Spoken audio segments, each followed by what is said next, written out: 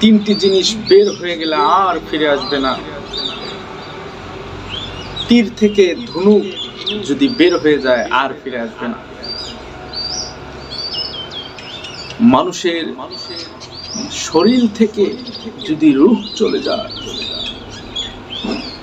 আর ওই রূহকে কেউ ফিরে আনতে পারে না, কেউ পারবে না।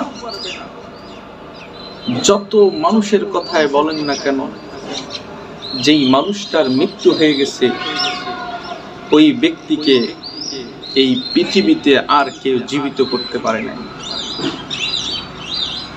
3 নম্বরে, যদি মানুষের জবান থেকে কথা বের হয়, কেউ এই জবান থেকে কথা বের হওয়ার পরে এই কথাকে আর কেউ ঢুকাইতে পারবে না।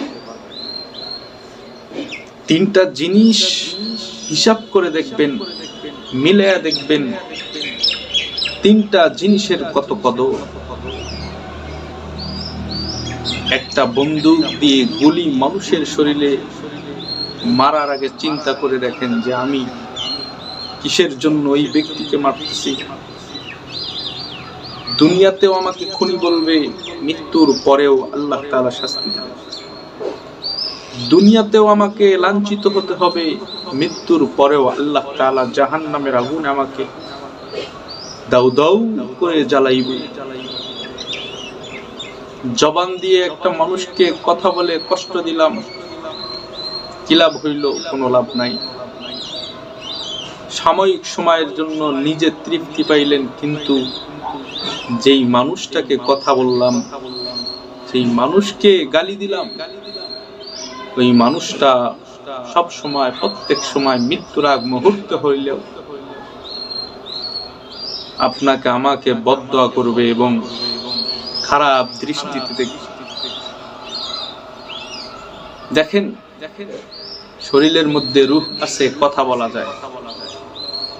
যখন শরীরের মধ্যে রূহ থাকবে না, কোনো কথা বলার কোনো শক্তি আর থাকবে না। এই জন্য 3টা জিনিস হওয়ার আগে, জবান থেকে কথা বের হওয়ার আগে, মৃত্যু আসার আগে,